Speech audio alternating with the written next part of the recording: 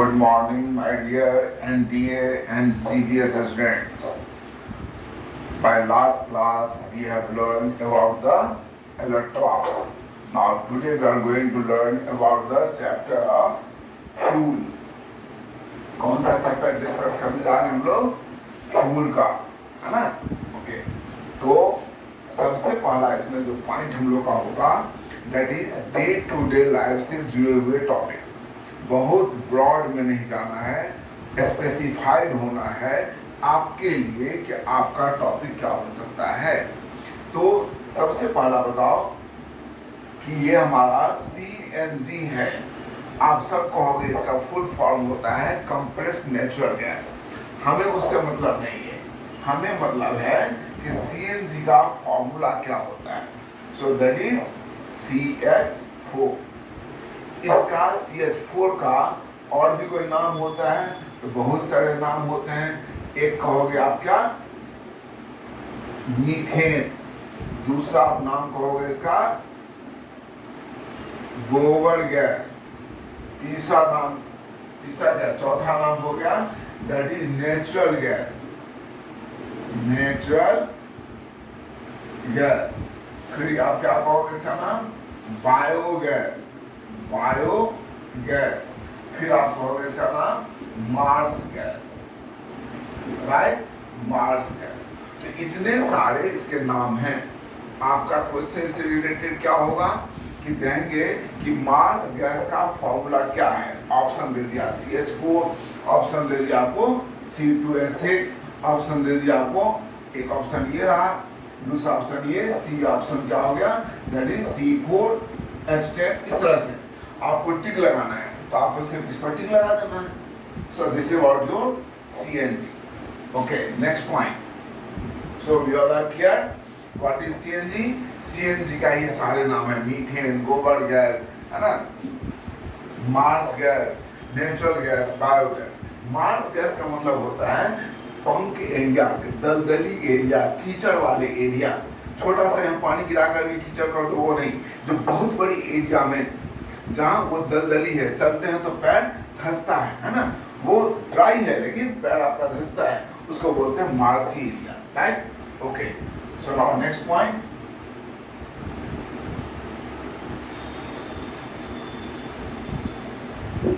What is your LPG. LPG क्या होता है? तो LPG का फॉर्मूला होता है C4H10. अब इसके दो स्ट्रक्चर होते हैं. एक होता है CH3, CH2, CH2 and CH3, and दूसरा होता है आपका CH3, CH3, CH, CH3 and CH3. इसका नाम है आइसोब्यूटेन. राइट, इसका नाम है N माने सीधा कार्बन का चेन. सो N ब्यूटेन. राइट, तो हमारा LPG क्या होता है? दोनों होता है.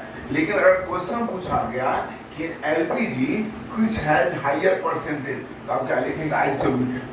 राइट, क्वेश्चन क्या क्या हो सकता है? पहला क्वेश्चन हुआ व्हाट इज LPG. ऑप्शन दे दिया आपको N ब्यूटेन. ऑप्शन दिया दूसरा आपको आइसोब्यूटेन, और कुछ और भी है तो आप इस पर टिक लगाएंगे. Is right, this is the question. Okay, next question. In LPG which has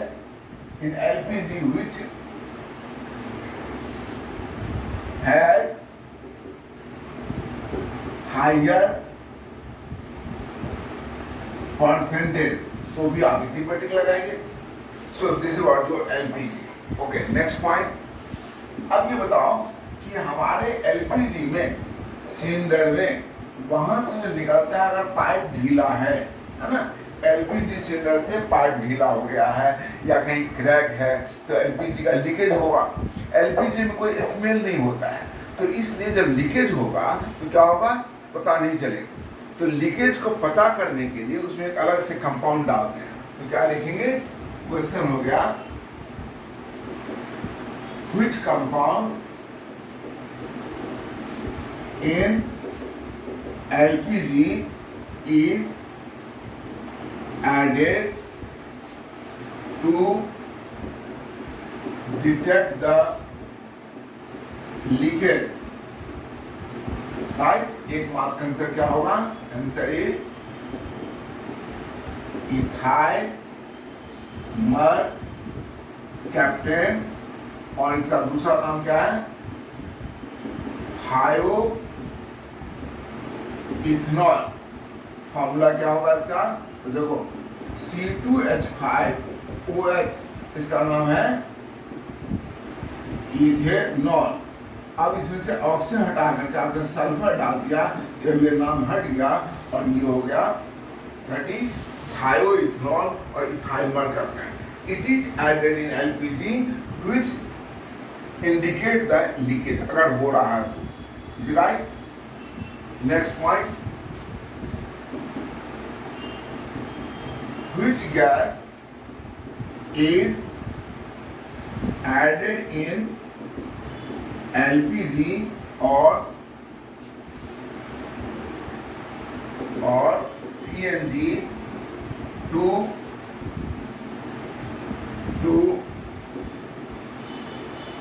increase the calorific value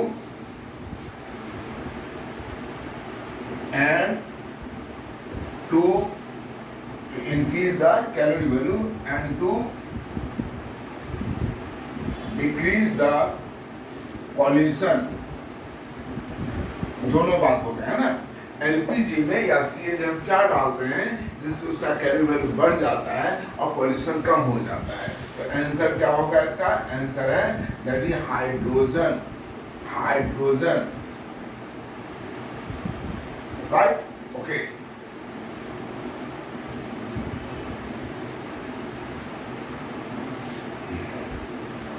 next question, that is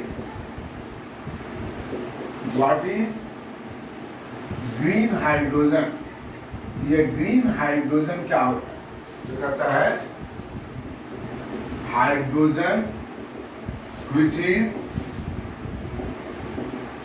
obtained by the electrolysis of acidified water is known as green hydrogen। Okay, जो hydrogen हम प्राप्त कर सकते हैं कहाँ से? कोल से, petroleum से, है ना, और वाटर से। तो जो हाइड्रोजन हम वाटर के इलेक्ट्रोलिसिस से प्राप्त करते हैं, है ना, is known as green hydrogen. क्यों? क्योंकि इससे जो बाय प्रोडक्ट होगा वो क्या होगा? ऑक्सीजन। ऑक्सीजन से कोई पॉल्यूशन तो होता नहीं है, इसलिए उसको क्या बोलते हैं लोग? Green hydrogen. Next point,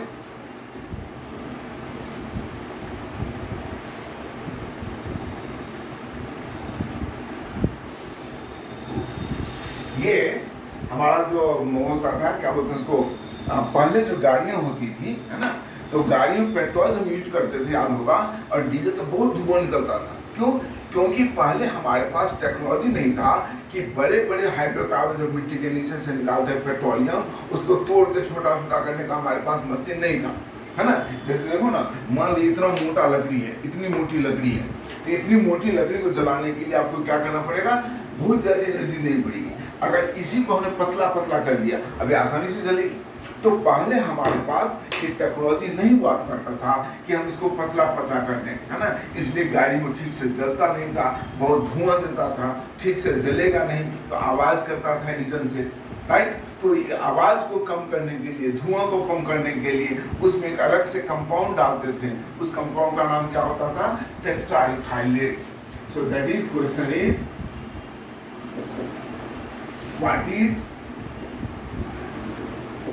what is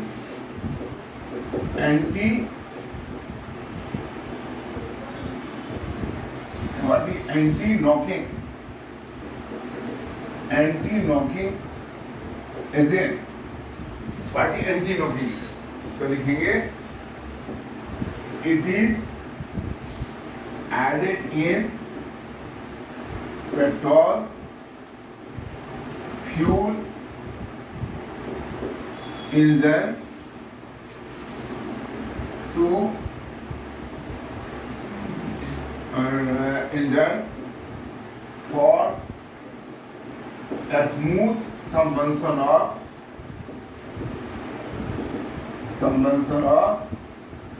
fuel so that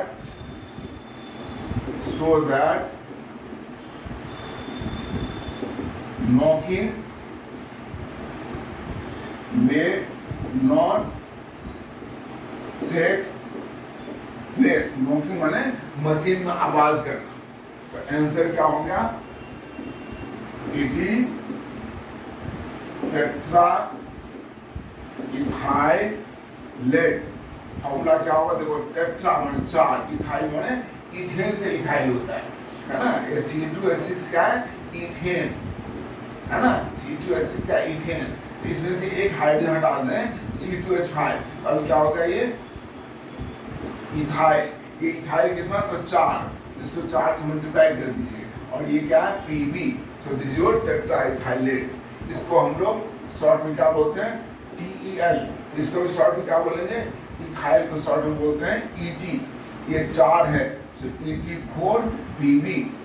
this is anti knocking agent. हमसे पूछा जाता है कि which among this is anti knocking agent, तो नाम भी पता है, शॉर्ट फॉर्म में पता है, ये भी पता है, ये पता है, हम लोग इसको लिख सकते हैं। अब क्या होता है, ये एंटी नॉकिंग एजेंट जो चलेगा पेट्रोल के साथ, तो लेड से क्या निकलेगा? Lead oxide. ये लेड ऑक्साइड बहुत ही पॉइजनस होता है, कैंसरस होता है, एटमॉस्फेयर में पॉल्यूशन बहुत ज्यादा बढ़ा देता है। इसीलिए ये पॉल्यूशन ना करे, कम करे, हम इसमें एक अलग से और कंपाउंड डालते हैं, है ना।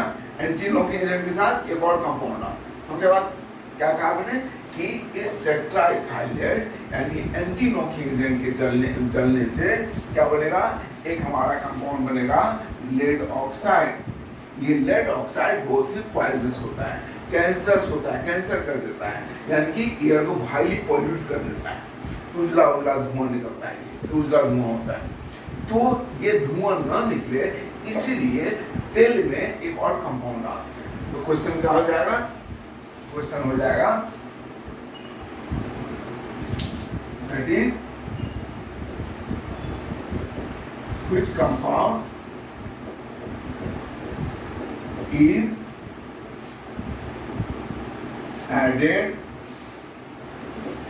with anti-knocking agent, है ना। एंटी-knocking agent में और क्या डाल, तो आंसर हो गया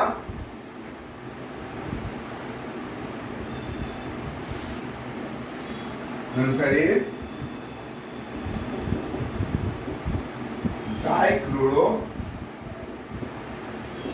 मीथेन और डाइब्रोमो मीथेन। फॉर्मूला क्या होगा इसका? CH2Cl2 और CH2Br, दोनों में से कोई एक डाल सकते हैं, right. So this is what your anti knocking. Now next point, ये फ्यूल का कैलोरिक वैल्यू क्या होता है? कैलोरिक वैल्यू का मतलब हो गया कि किसी फ्यूल के 1 ग्राम के जलने से जितना हीट एनर्जी प्रोड्यूस होगा उसको क्या बोलेंगे? Caloric value, right. तो क्या लिखेंगे यहाँ पर?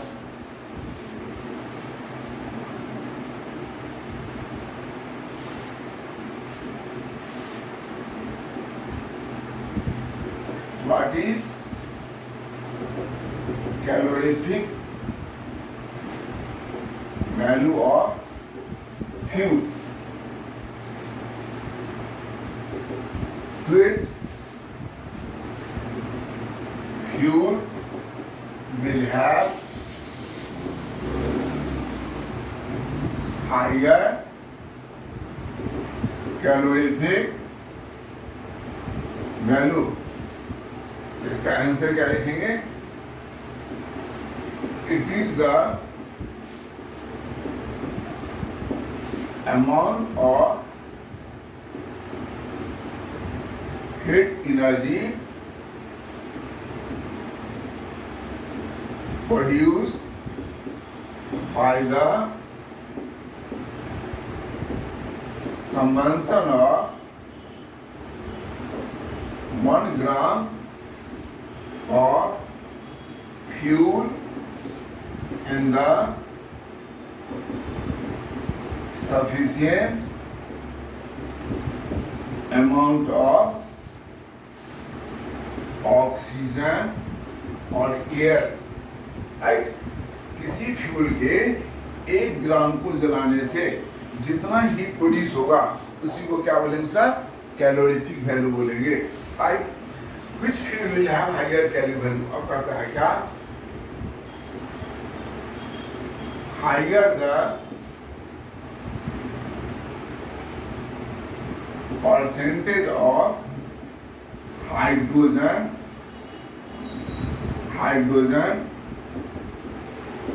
in the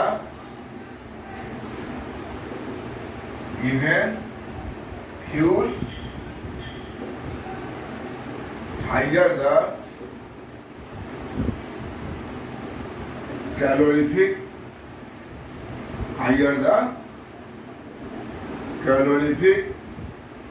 value. एक शॉर्टकट फॉर्मूला है ना। तो क्या कहा हमने कि किसी फ्यूल के 1 ग्राम के जलने से जितना हीट प्रोड्यूस होगा उसी को क्या बोलेंगे सर? कैलोरी वैल्यू बोलेंगे, राइट। अब किस फ्यूल का कैलोरी वैल्यू हाई होगा? तो कहता है higher the percentage of hydrogen in the fuel, higher the calorie value. जितना ज्यादा हाइड्रोजन का परसेंटेज हाइयर होगा उतना ज्यादा उसका कैलोरी वैल्यू ज्यादा होगा। तो इस पर एक क्वेश्चन पूछा जाता है, देखते हैं कैसा होता है।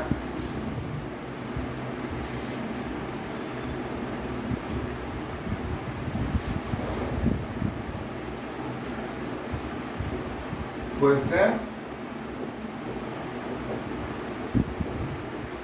arrange this fuel in the increasing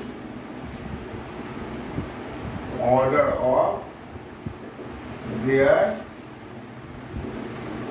calorific value, increasing order of their calorific value. इसको हम लोग लिखते हैं। क्वेश्चन क्या है?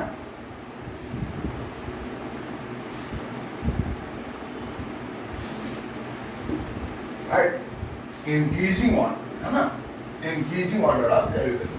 ऑप्शन है पहला ए C2H6, C2H6, बी है C4H10, सी है C3H8 एंड डी है CH4।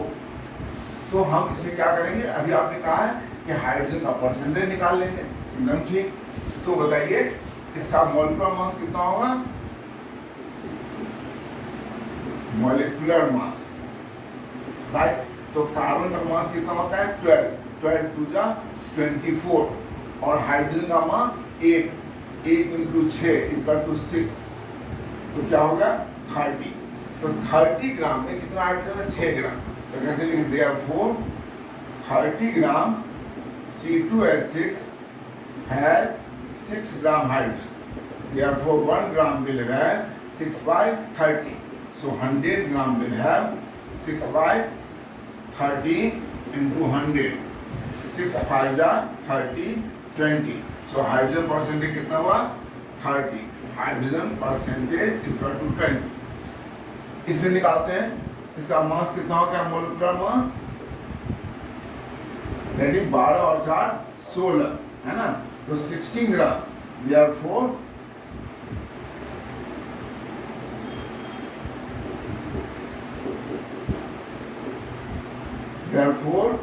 16 gram CH4 has 4 gram hydrogen. तो 1 में कितने होंगे? 4/16। तो 100 में कितना होगा? 4/16 into 100, 4। That is so hydrogen percentage का 25, राइट। तो हम देख रहे हैं, अच्छा यहाँ पे निकालते हैं। यहाँ क्या हो जाएगा? हाइड्रोजन परसेंटेज एक ही बार में निकालेंगे। That is total mass hydrogen का 10, इसका मास कितना होगा टोटल का? 12 4 जा 48 + 10 58, राइट। इसमें कितना होगा हाइड्रोजन का परसेंटेज?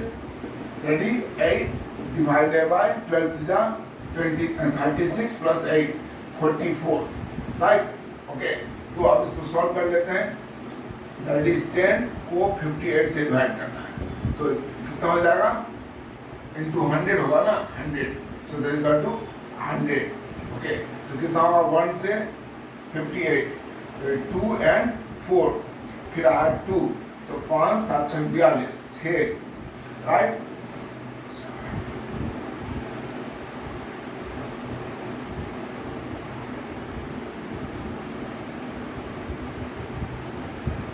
सात से लगेगा, हाँ, 7 से आ जाएगा, राइट। तो 8 8 7 56, 5 that is equal to 4 1 0, so that is equal to 2. So here hydrogen percentage is equal to 17.2, और यहाँ क्या हो जाएगा, हाइड्रोजन परसेंटेज इंटू 100 करना पड़ेगा ना, इंटू 100, 8 4 8 और 11 44, so this is equal to 200 by 11, so this is equal to 1 बच गया आपको 9 11 88 2 11 22 लगभग, right? So this is the hydrogen percentage. So what is the answer? So answer is equal to increasing order. तो सबसे कम इसमें है, so then equal to C4H10 से लिखोगे आपको C3H8, उससे लिखोगे आप C2H6 और सबसे अधिक CH4, यानी कि D सिंथेटिक होगा किसका, A and then C and then B. So this is the method to calculate the hydrogen percentage and then to arrange the fuel in the increasing order of their caliber, right? Clear? तो यहाँ तक हमने सोचा। अब next हम लोग पढ़ेंगे that is कौन हमारा गैस होता है, कौन लिक्विड होता है, कौन पेट्रोल होता है, डीजल होता है, कौन हमारा क्या होगा, वैक्स होगा, है ना। और इसके बाद और भी ऑक्टेन नंबर, C10 नंबर क्या होता है। सो इन नेक्स्ट लेक्चर। यहाँ तक क्लियर है? Thank you.